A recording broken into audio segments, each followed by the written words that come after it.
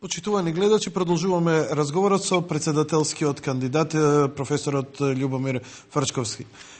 Професоре, бевте прилично оштар во овие првите половина час и ве пуштив, многу не ве прекинува во тоа, но неколку хајлајтси ми издвоија кои би сакал малце повеќе да ги издебатираме. Првим би идел начинот на кој се обраќате за вашиот главен конкурент.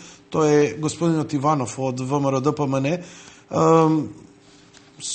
Еве, го употребивте зборот недоветен. Ме интересира зошто недоветен.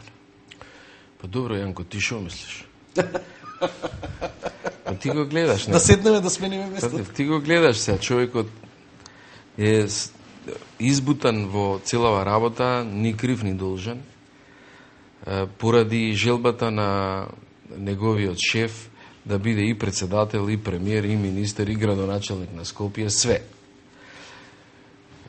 И сега он треба да исполни улогата на марионета и на празно место кој ќе седи на функцијата председател на држава. Па погледнемо го програмот. Програмот е духовни разговори. Да се држиме за раце и да призиваме духови. Или давање на плакета за прв научник. Или лидерска школа. При тоа лидер го дефинира јавно во новини, е човек што го следи својот народ. Во енциклопедија пишува елементарна. Лидер е човек што го предводи својот народ. А тој што го следи својот народ се вика следбеник. Он пишува тоа за лидерската школа. Сега гледај, тоа како председател фондација.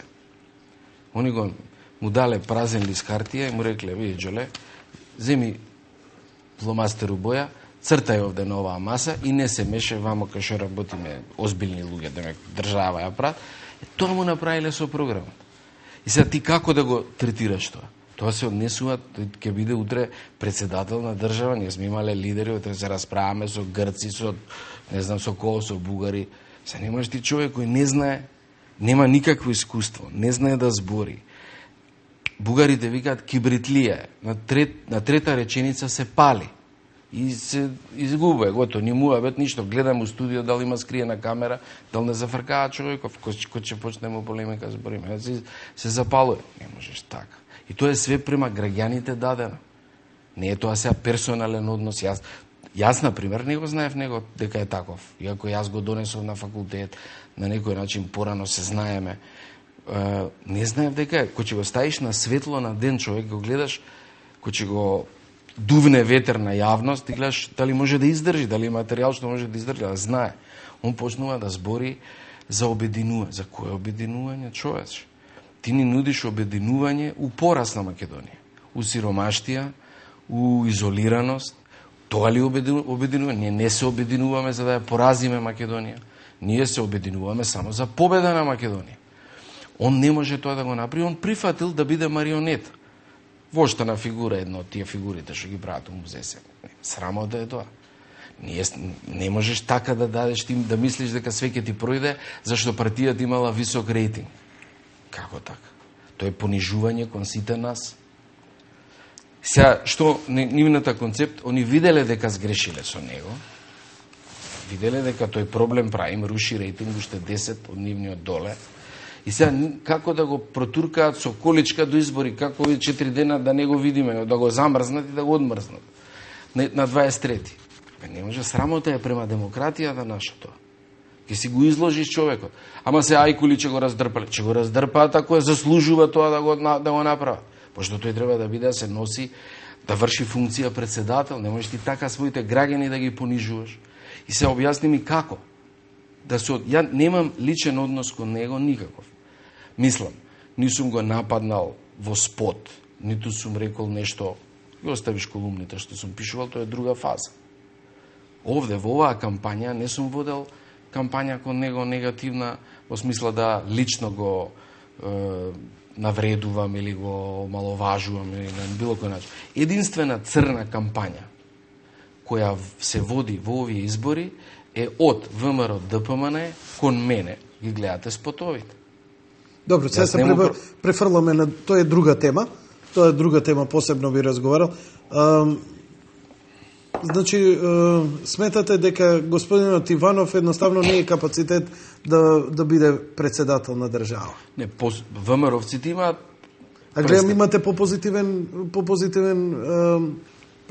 мислење за Бошковски. Па Бошковски е барем ВМРО-вец. Вие знаете со кој профил имате работа. Иванов е СДСМ-овец. Сега дал он се наљутил на СДСМ, не се наљутил, тоа кому е гајле тоа, мислам. Овој бар има профил. И знаете кој ви е противник, што представува, демохристијанска опција некоја има. Овој каква опција има? Има никаква опција. Он може да има ваква опција, ако си се наљути вас, друга опција. Не може така. При тоа не е кадарен да се бори и да излага што е неговиот план. Например, прашајте го со решавање на спорот со Грција. Како ончен сака ли да не внесе во НАТО или не, бидејќи тоа главна било кој го праша. Било кој ќе го праша. Тоа е главниот проблем, не е духовни разговори, човече. Ние имаме време после духовни разговори, условно време ќе се фатиме за раце и ќе призиваме духови. Овде имате политички програм да решите. Мора да го решите тој програм, мора да одговорите. Кој ќе го носи одговорноста за тоа? Професоре, збориме, некако имам впечаток во оваа кампања, не баре е пресудно значењето да се стигне до таа председателска фотелја, бидејќи носи одговорност и има можност да се раководи со земјата. Ов впечаток е дека не е баш така ситуацијата, дека кај нас нели поголемиот дел одговорноста и она извршната власт е премиер и влада, одошто председател. Колку председател може да направи некаква промена? Го видовме, еве го и Црвенковски, не успе. Мислам и Глигоров и така натаму. Глигоров повеќе се наметна со некој свој авторитет.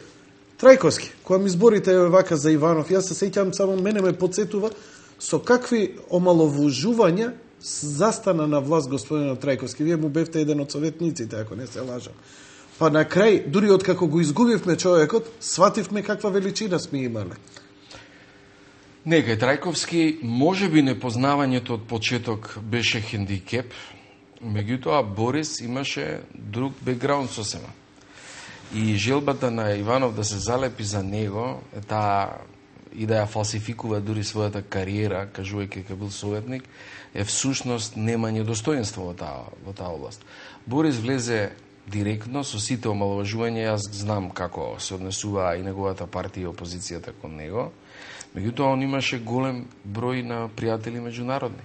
Овој е комплетно изолиран. И не само изолиран, него човеков го третираат како идеолог на антиквизацијата, која на меѓународен план ни нанесе најголема штета. Така да кандидатот сега Владен нема шанси да дзирне низ прозорче надвор.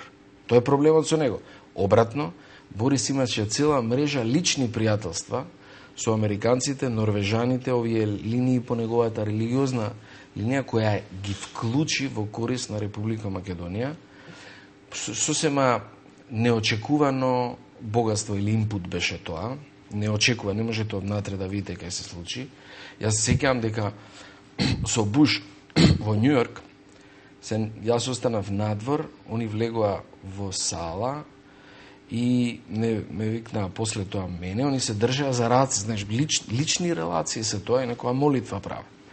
Према тоа, таа релација која потоа директно се одрази за признавањето на нашето име од американците, имаше влијание, тој персонален однос некој пат.